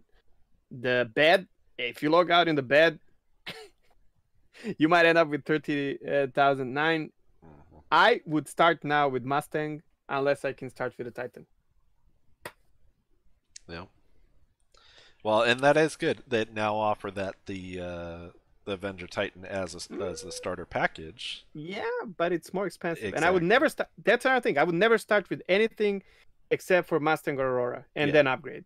Why would you at least try that ship? You know what I mean? Yeah. And I think that's what a lot of people are driving their first experience of the game is they don't want to come in and pay $65. Not even $5 more. Why? Yeah. I don't even know if I like this game. You know what I mean? Yeah. It almost feels like I know the Avenger Titan is a slightly higher class ship, but it almost feels like they need to come down on the price, maybe make it $5 or possibly $10 more than the other two ships, but jumping $20, that is, like we've talked about before, for some people that is a very big deal, making that big of a purchase. So that jump from Aurora and Mustang to then the next category is 300 series, Titan, Pisces. It's just mind-blowingly different experience. It's like from mediocre experience where you like the space and surroundings to actually very enjoyable gameplay because of your ship. It's crazy because if you think about it, like if I have an Avenger Titan and I already like a gameplay, but then I want a Kara, I'm already invested in the game. If I am in Aurora and I'm like, I don't know, man. And then someone comes and goes, yeah, but if you buy Titan, it's better. And you're like, I don't know. I mean, is it? And I don't feel like it because you don't know unless you try. Right. And it is. It is, Do you but want to? that's wrong. Yeah. Do you want to take that risk and pledge another $20 to go to that ship, or do you want to Why just? would you? Or are you Yeah, gonna just say, you know what? No, it's I want to not go play ready. Elite Dangerous Yeah. or Eve. Yeah. You know, Yeah. It's hard. I think they really should take a look at that. And I hope they know it's like that. If they know yeah. it's like that, it's fine. They Yeah. will deal with it when the time. I mean, when they can. You know, not Um. everything can be done right here and right now. So yeah. Exactly. Yep. It's not on the roadmap though, so we don't know when it's coming.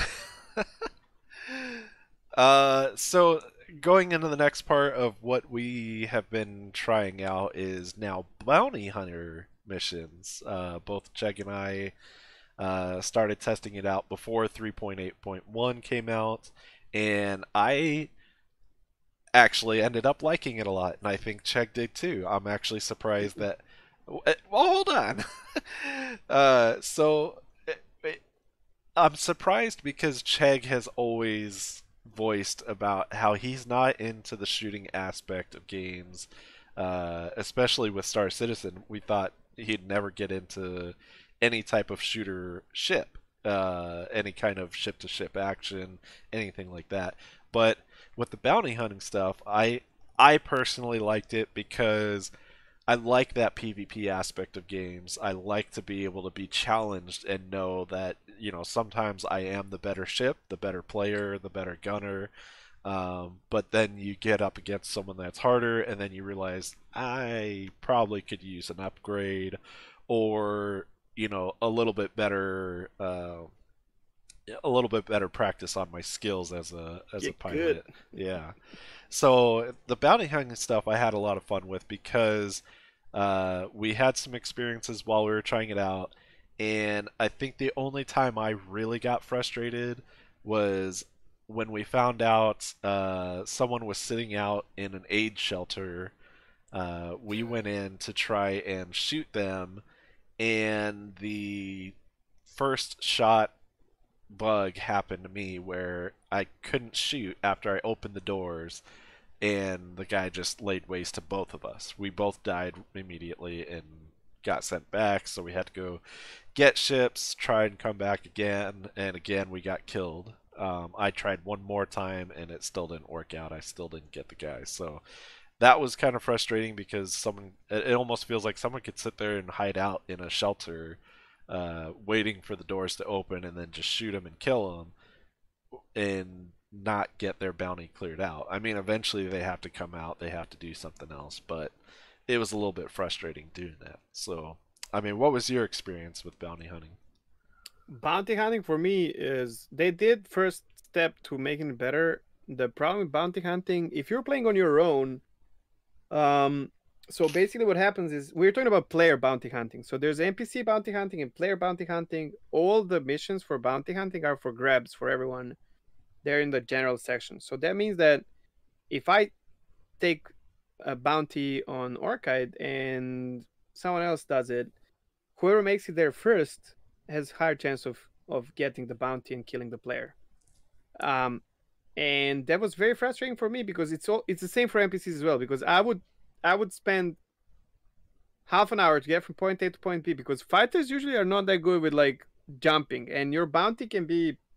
I mean, with 50 players on the server, your bounty can be far away, and getting there just to see that it's gone, or during the quantum flight that you're doing this for nothing, and it was very disappointing. And I was like, at least a head start, at least a head start. So whoever grabs it has 5 minute head start. It will make it better, and they did it. That actually has changed. Now, when you grab a bounty, you get more time before someone else can grab it. Um, However, I still found it frustrating. There's a lot of things to take into consideration. I think the dogfighting versus our players is very bad because of this thing, and the ships are not what they should be. They're just like parts of ship have health pools, and that's it. Like when you break that health pool, it's gone. And then there are weapons that are bugged. They're overpowered or too or not strong enough. Then you have auto aim. I am a PvP person in general, but not broken PvP, and this is literal broken PvP. With all that said, when we were playing it together, at times I would really enjoy it, but then Yeah. at times I would be so frustrated that I said never again. I don't care about this shit because it just doesn't work. And when it's against pixels and something doesn't work, I don't get frustrated. If I get kicked in the butt by another player because something's not working properly and I feed their ego while I am feeling like shit, I'll pass on that. Um, the PVE side of dogfighting, if that's even the name, like in space, I don't know. Mhm. I actually the more I learned about it, the better I became in it. The more I enjoyed it, which is normal, like in general. It's definitely not my go-to in Star Citizen. I don't think it will ever be. But now and especially when they added bounty, call to arms and bounty on the interdiction. Now I'm happy when I get interdicted, and I stay and fight, and then if I can't, I run away. And it's definitely more fun. Yeah. Yeah.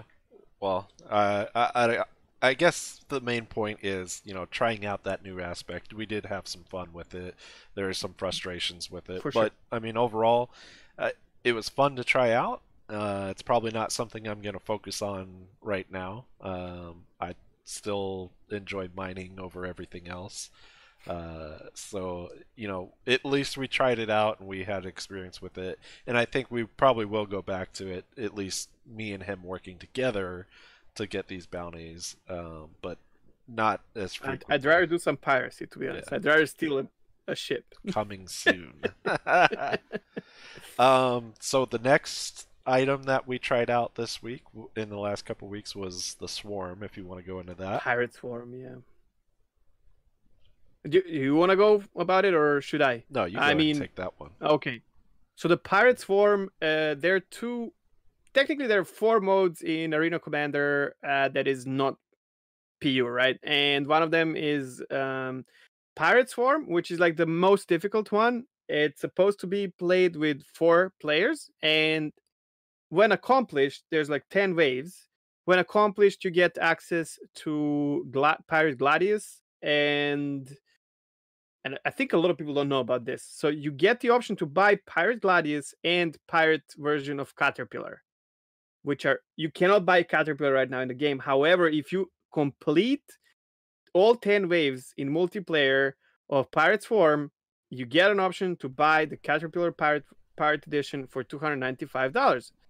Um, now, yeah, we did this because we agreed that weekends we can do something with our community, like do things together, and it felt good, man. Like Yeah. it was few of us, 5 people got their option to buy things, and fuck, I had a lot of fun. I had Yeah. a lot of fun. It's not laggy. You get 3 of your friends if you wanna do some fighting in space with ships without issues in PU, without 30Ks, without any of that stuff. You have to try it. This is very, very good. It's like a tower defense in space where you are towers, moving towers, and waves of enemy NPCs are coming towards you. And yeah, if you complete it, you get rewarded. Now, the reward itself, I'm not on board with it because I like being able to unlock stuff while I'm accomplishing something in game, paying for it, and even more than the one that I did not have to do anything for. So if Gladius is $90 and then I have to go over finding 3 more people and accomplishing something that is not that easy, and then get the red Gladius and then pay $20 extra on top, I don't feel good about it. I think Yeah. that's dumb. I'm flying it right now, but I think it's just plain stupid. And Yeah. I would never pay extra for it. I had money that I melted out of ships, and I'm flying small ships dispatch. So I wanted to see how it's I like having a different ship that not many people have. But why am I paying extra when I already had to go through struggle of getting it? Um, yeah, the final wave is like you get like bunch of waves and they're exponentially harder. The final wave is like bunch of Merlins and the Hammerhead, and that Hammerhead when it explodes, it feels good, man. It's a giant It just pinata. good. Yeah, it drops a lot. And I think they need to add that. So whenever you kill some ships, they have chance to drop like ammo or fuel or missiles or like repair kits. What? It's That's it. You don't have to enter another ship, find storage, and then carry your thing, their missiles towards you into your missile rack and whatnot. No, you fly through and get it. I'll be honest. I think this should be added into PU because so many times you do claim jumpers or surveillance missions and you run out of missiles and you have to go back to PO, refuel, and what if I I cleared all the rats? Let me just pick it up and go to the next one. I'm having fun, huh? It's not bad. They I remove it later because yeah. I think that's going to be one of the things I'm going to disagree with you on because Oh that really? yeah, because I feel like Arena Commander being an arcade style game, that seems logical that you would just fly through and capture that stuff and be able to refuel, repair, rearm. Yes. And there's Whereas no other option, right? in the MMO, if you're blowing up a ship, it's not likely you're going to recover anything from that ship. I Ah, think no, there should no, that's well, not true. and Hey, here dude, you can let still me recover from Titanic, bro. and that's the thing that I want to clarify. I don't think you're going to be able to go across to that ship and then magically find the same exact missiles that fit your mounts. You know, if you're going up against a ship that has like a size 1 missile, for example, I don't think you should be able to get your size 3 missiles replenished because you blew up something with a size 1 missile. Okay. So Fair that's enough. why I feel like in the MMO, I don't think that should be an option to fly through and replenish and stuff like that. But there should be, and we will see later on, a salvage option, But which, that's what I said. We agree. yeah, Trust me, we agree. I don't. That's what I said. And then remove it because right now we don't have salvage right. as a placeholder.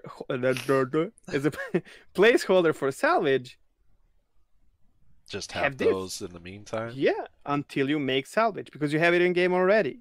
I don't see, Yeah. I don't want that in MMO. That's ridiculous, man. I agree with you 100%. But why not? Why not now?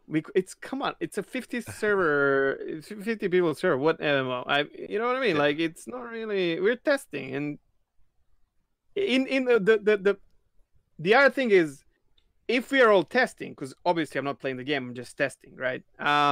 15 hours a day. It would give me more time to test things because I don't have to go to Port Olis every time. Which I kind of like that. I kind of like going back and refueling Yeah, and all that. exactly. And that's what I But was gonna say is I but like that if I aspect. had an option, sometimes I would, sometimes I wouldn't. Yeah. Because sometimes I walk through to sell things in Lorville, slow pace, RP style, and sometimes I hold that shift like there's no tomorrow. Yeah. I don't care. I just want to print money. Run until you pass out. Exactly. Well, I'm gonna segue into the next part, which is we did something new in Star Citizen, which is we created our own organization. The IPE is the name of our organization, Interplanetary. What? I don't remember. Exploration. Okay, You exploration. created the I game, the I name, and you. I was trying to think of the E, and at first I was going to enterprises because I thought that was what we decided on, but exploration. Okay, so we created our Oh, maybe organization. I know it's IP. Yeah, Yeah. we'll figure out the initials later, but it is definitely IPE. But yeah, it was simple to set up. You go to the website, you go through the options, and get everything set up. It was kind of neat to create that. We already have some members in the organization. With that, we tried to create a private channel for the group, and I feel like this is actually a pretty cool thing where you can set up your own private channel. The only frustration is that to invite someone, you have to be on the same exact server as them to invite them into that private channel, which we've gone through. We're getting people into it and everything, but I like the option of the cross communications with VoIP in in that channel. So we can enable the VoIP option in that channel, and no matter what server you're on, you can still talk with the members of your organization back and forth in there. So, And we tested this yesterday. yeah, and it worked pretty well. I mean, it we were surprised because we had so many issues with group VoIP and eventually getting crashes that when we were testing the private channel VoIP, it seemed to function a lot better than group VoIP. So, And it's not hindered by distance and stuff like that. right, right. So yeah, it's pretty cool. I like that option. When I put the video up in YouTube, I will give a link to the organization in case anyone's interested. If you're at Bearded Cheg's channel, you can do explanation.org and see the information there. And right now, we're kind of open to folks joining and hanging out and checking out what we're doing. Uh, You wanna briefly like what's the org all about? Like, what are we going to focus so on? right now, the organization is just basically social. We're looking to get people in, be able to try out new experiences. This is mainly where we're going to communicate the events that we're going to be doing, stuff like that. Uh, you don't have to be a member of the organization to be able to participate in the events, but I think eventually we could do a organization event where we can try to do something together just as an org. Um, Really, it's a blanket anyone is welcome kind of organization. We don't have a focus on only combat or only commerce or anything like that. People can come in, they can have a place to socialize and hang out and be able to talk to each other and gameplay together without having to focus on just one aspect of it. So No expectations from people as well. yeah, very And what casual. I know now, you can be part of 10 orgs at the same time. So, Yeah, there you go. um, yeah, Yeah, it's cool. I so mean, something to have to, and I mean, it makes like right now orgs have no like purpose, mm, but having an org pushed us towards figuring out the channel.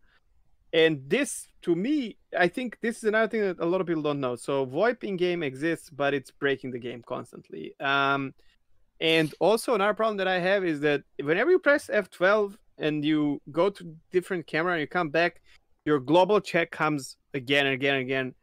Um, you can disconnect like global chat, then you will get all your whispers piled up. Now, the great workaround around this is if you're in an org channel, you can have org channel chat um, pulled up on your stream, on your screen, sorry, in your helmet, and it actually it I feel like it helps uh, people who stream because at least you know who's in your org. You mhm, know that not racist things will not pop out or stuff like that. So that you never want that on the screen of your YouTube channel or your Twitch channel, whatever.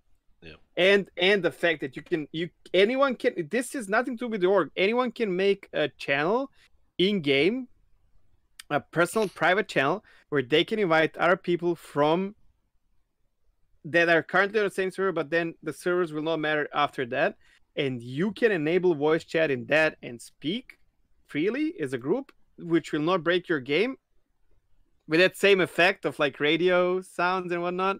Mhm. Hey, that's good. And I like that. I like the in-game comms more than talking on Discord because you do get that immersion effect when you're in game, and it feels like you're talking on actual comms that would be inside your ship. So I like it. I'm excited, and I think when I go on and I play, not only will I see the chat, I think I'm gonna enable the comms so that way I can be able to talk to people even if we're not on the same server and hang out that way. So, but Yep. yeah, so that It's a very cool social feature. yeah, that wraps up what we did in Star Citizen. Now we will switch over into our community outreach segment. Chegg, if you want to take it away, is there anything we want to highlight this week? in Yeah, Star Citizen? yeah. Well, definitely the biggest thing that happened this week when it comes to like social media, Twitch, YouTube, everything, Daimar Rally. It was covered on so many channels. Some of the great streamers were also part of it. I'll say one, well, two. But there was a lot. I don't want to say everyone because I mean I'm gonna miss some people, and I don't want to do that. We're still new to this community, so I don't want to make anyone feel bad or left behind. Discord is doing funny things. And so Meyer was on board one of the yachts. Meyer, if you don't know about that guy, he's absolutely amazing streamer, super nice. He's not. He's like he wants to be more of a variety streamer, but like he's bound to this community. I can feel it, man. Like Meyer is all about Star Citizen, and also he plays other games, obviously, because there's droughts in this game. He's also part of another broadcast with Darj or Darionator. I don't know how he pronounces that, but also Terada, who is an amazing French streamer who does a lot of like like gravity, low altitude flight and whatnot. He was using his channel to be one of the camera crew guys for Daimar Rally. And then Daimar Rally has its own channel as well, which I suggest everyone follow, because if you forget about it next year when it happens, or if they organize something else, you might see it pop up in your Twitch. So definitely, Daimar Rally, Twitch TV /Daimar Rally, Twitch TV /Meyer, Twitch TV /Terada. If you Google these two guys, you'll find them as well. They're very, very popular. I don't want to. So the idea is for this. This is only the second podcast that we are doing, and we definitely want to spotlight some community members. And I will not. This time we're going to skip this and more focus on how we feel about the overall community, not only content creators, but how tight actually the community of Star Citizen is overall. It's tighter than I thought, man. It feels like it's vast, but actually it's like condensed, kind of. And I kind of feel like there's like three groups of people, and I don't know if you're going to agree or not, but the ones that are like, no matter what is served, and I don't think any of these are wrong, unless you go to extremes and be like a dickhead. That's different. But one part of community where some people are just, no matter what is served, it's the best taste.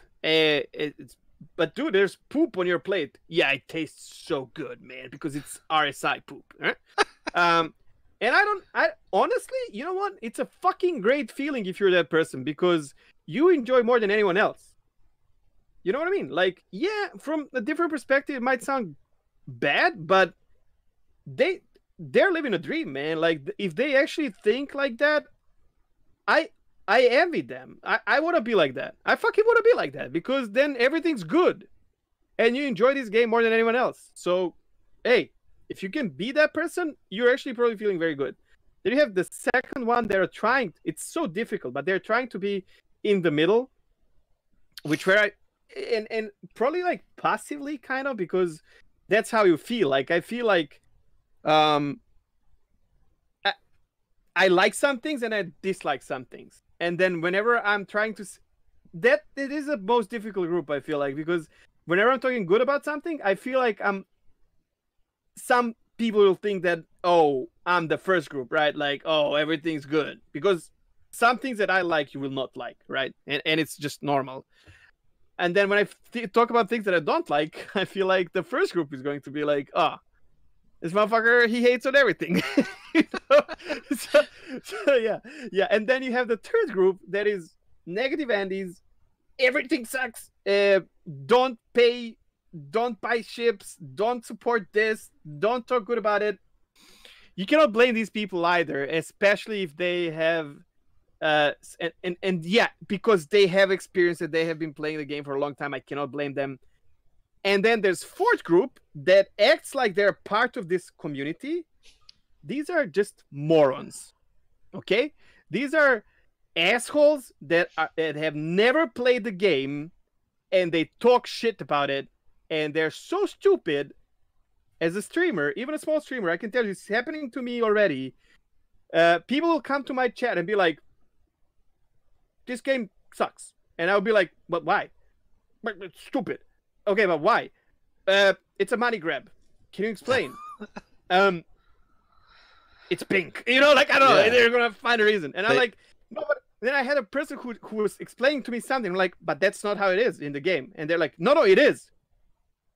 But I'm playing the game. Look, it literally. I'm showing you it's different, and they're like, yeah, but the person X on YouTube said it is. yeah.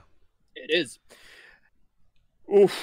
They're not part of this community. Like that's what I have to say. So there's a big difference between people who are backing the project for a long time, who are salty, don't like where the project is going, and they don't. I'll tell you one thing though. I figured out even they have because in these three groups you also have content creators of all three groups. There's content creators for the fourth group as well. They can go fuck themselves because they don't play the game. But these three groups, all three of them, no matter how different they are, they have fucking respect for each other. So those who will taste everything and say it's perfect, and those who will be like, don't buy ships, they're debating you, blah blah. They will host each other, they will talk to each other, they have different standpoints. That shows the maturity of the player base of this game. And I'm okay with that. Yeah. I'm really okay with that. And I really think that's what it is I think this group, for the most part, is a more mature group that plays this game, because it's not a run-of-the-mill MMO where you can get on and I mean, we experience trolls just as any other game, but I really feel like when you're playing this game, you see less of that and more people actually trying to go out and enjoy the game and do whatever it is that brings them joy. And that's kind of fun to see because, like you said, it breaks down into these different types of groups. I feel like we kind of fit into that second category where, yeah, we do see a lot of things, we enjoy a lot of the stuff, but at the same time, there's stuff that can use improvement that we don't mind voicing our opinions about, that it's a negative aspect of the game. Um, so, I think we well, I think I belong to that because when I watch all the content that comes out, because the Star Citizen is perfect game for me because I can play when I'm not streaming and I can watch different content on Twitch, on YouTube, you know, podcasts, whatever. And while I listen to all three groups, I enjoy mostly for the one that is in the middle. I respect all three, and I want to hear. It's crazy. I never had that before because I would take a side in Elder Scrolls. I don't care about PvP. And for example, in Star Citizen, there's not much, there's not that much content really, and oh man, I've never been so hungry for information as in Star Citizen, and I think this will feed into the game itself because the game will lack information that we will have to find out as well. And I think that and you're so hungry for the information, and I want to listen to all three groups with respect, and then I will have my opinion like you're full of shit, you know. But that's okay. That's just my opinion. I enjoy mostly when I'm listening to someone who has good and bad points. I don't think anyone is wrong. I mean, I can't disagree with them, but yeah, there's credit, you know, for what people are saying. And yeah, I don't I know. do have an idea before we wrap it up. Okay. And you might you might cut this if you don't like it later on. I mean, we're not cutting anything. I'll say um, so. Cut point, just in case I have to do editing. Go ahead, check. but you want to cut before that, no? The magic of editing. So because of how we do this with segments, right? We wanted to add the last segment someone from the community and how difficult it would be to add them at the end, or the other option that I think was better, that have them throughout the entire show and then podcast, and then brainstorm everything with them as well. But then because of how we scripted everything, and I like that really, you would have to, every time you have someone on the show, you have to explain the script to them as well, and then they would have to fit into the script. For some it would be easier, for some it would be less easy. What about, since it's 2 weeks, feels like it's a big jump, but then I don't want to have this more often because we will run out, we will run dry, we will run out of. I think 2 weeks is perfect because you have two things that happen in between, two updates, and there's things to talk about.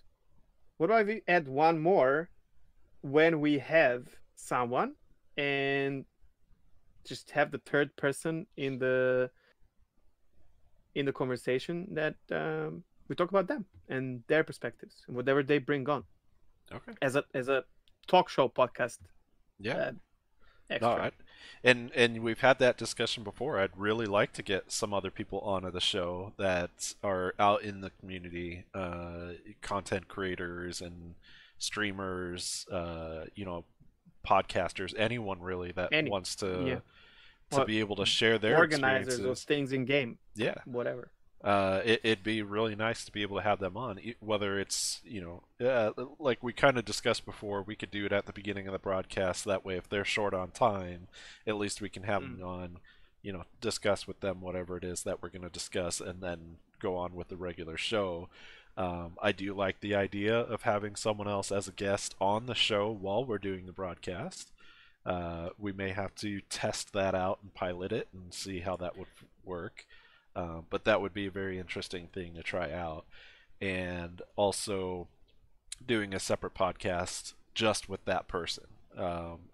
I think that would be interesting too, because then we can go over some of the stuff we've already discussed. Exactly, And touch on the last episode of podcast and what they think about it. right, And here's the thing, um yeah, because I really I've watched some of the podcasts where usually there's like three people in them, and I've seen brand new um content creators like Twitch streamers that did not even reach affiliate holding their ground, and because they've been playing the game for a long time. And these are the people. I've been streaming for a long time now, or between 4 and 5 thousand hours streamed, and Orchid has streamed as well and doing YouTube stuff. That those are the people who we can learn from about the game, and then they can learn about some other stuff that we can help them out with. But then on the other hand, we can have, I would gladly have people like Aliciana, for example, who's been there forever, and I feel like I can learn a lot from her, both in content creation and about the game, and obviously some other stuff.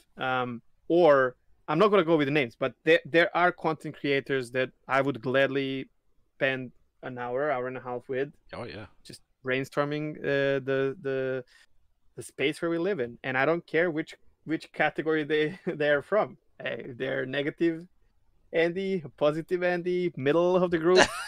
metal I, handy. sure. Yeah, Yep. yeah. I'm down to listen to them. Yeah, definitely. Yeah, I think that is something that we need to look into and start working on next for future podcasts or separate podcasts. Yeah. So, But the uh, reason I brought this while we're doing, if you want to keep it, this can be, if you guys have an idea there, because if we are having someone on, I have to talk to them. Even if I want to mention someone properly in the in the podcast, I want to contact, let's say Meyer, and I want to DM Meyer and be like, "Hey, man, we mention you in the podcast. Is that okay with you or not?" Because some people might not want to be part of it. right, But also for those who are watching this on YouTube, for example, you can actually suggest a new content creator, or on Discord. It doesn't, like, it really doesn't matter where. Um, uh, you can suggest someone that we can get in touch with and see if they would like to be part of a, well, brand new podcast. But I think we're like already now. I feel like this will go for long. Like I sometimes I feel like I don't know if I want to stream next week or not, but I don't think I want to stop making a podcast. right. I love podcasts, and having one that I'm part of is just great. So Yeah. yeah, And this is a new experience for both of us doing a joint podcast. yeah, I've said before I've tried a podcast style show in the past, and it was very enjoyable to do that. I had a lot of fun doing it, but I think this is a little bit more enjoyable for me because I get to focus on certain aspects, discussing different aspects of the game and really immersing ourselves more into the game when we're doing this podcast. That way we can express our feelings about it, see what's going on with it, and stay in touch with not only the content of the game but the community as well. So it's been very enjoyable. Likewise. All right. Well, that's going to conclude our podcast for today. Thank you, everyone, for tuning in on the live stream on twitch.tv/beardedcheck. Those that are catching this on YouTube, if you don't mind, if you enjoyed this, please give a like, hit the subscribe so that way you can get the new content. We have created a new Star The bell. Citizenship YouTube channel. And we have the podcast also available across many different platforms. I've signed up for as many as I could, and you should be able to find our podcast across whatever it is that you like, especially on iTunes now. You can find us on there. Any other last minute items you wanted to No, discuss? I, No? I just another great show. The Discord is doing funny things again. I Yeah. can see that I'm like glitching out.